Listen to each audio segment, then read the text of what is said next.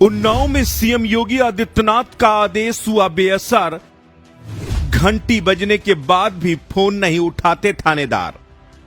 साहबों के चलते जनपद के सीयूजी बने शोपीस। टेंशन बरकरार, कोतवाल भी नहीं रिसीव करते कॉल। यूपी के सीएम योगी आदित्यनाथ का सख्त आदेश है। सूबे के मुखिया ने जिले में तैनात अफसरों को आदेश दिए हैं कि वो सीयूजी नंबर पर आने वाली कॉल को खुद रिसीव करें, पीड़ितों का तत्काल मदद करें। लेकिन उन्नाव जनपद में सरकार के आदेश का हुक्म बेअसर साबित हो रहा है।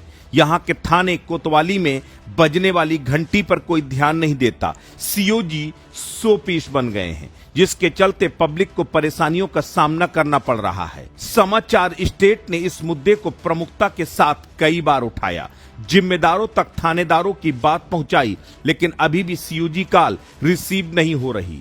सीएम योगी के आदेश की धज्जियां जिले के थानेदार खुलेआम उड़ा रहे हैं। अभी उत्तर प्रदेश के ही एक जिले के एक पुलिस अधिकारी ने एक आदेश जारी किया था। उस आदेश में कहा था कि अगर कोई पत्रकार किसी थाने के अंदर विजुअल बनाए तो उसके खिलाफ एफआईआर दर्ज कर लो।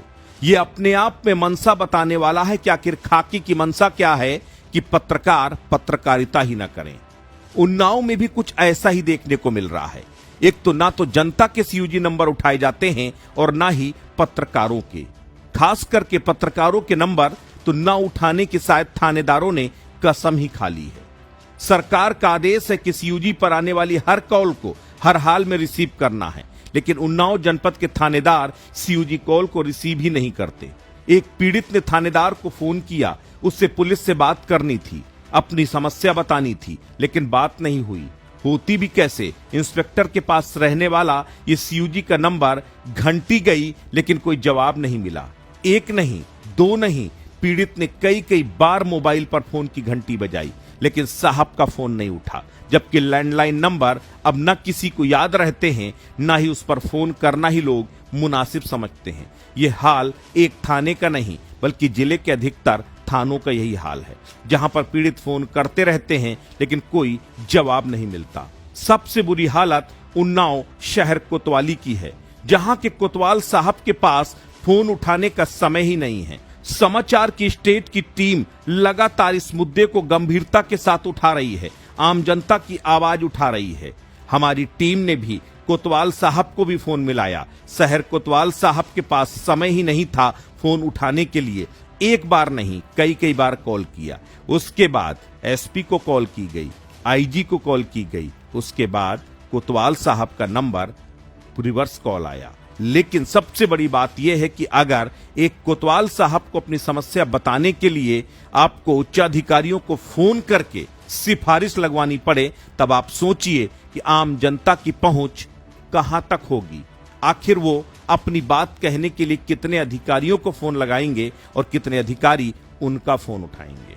कोतवाली के इंस्पेक्टर का मोबाइल नंबर उठता ही नहीं है। कुछ ऐसा ही अन्य थानेदारों ने भी किया। स्थानीय लोग बताते हैं कि अधिकतर थानों के मोबाइल नंबर अक्सर लगते ही नहीं। अगर लग भी जाए तो थानेदार उन्हें उठाना मुनासिब नहीं समझते। अब सवाल उठना लाजमी है कि क्या किसी पीड़ित के पास इतना मौका होगा कि वो इन थानों का फोन ना उठे तो सीओ को मिलाए, एसपी को मिलाए, एएसपी को मिलाए या फिर आईजी और डीआईजी को मिलाए।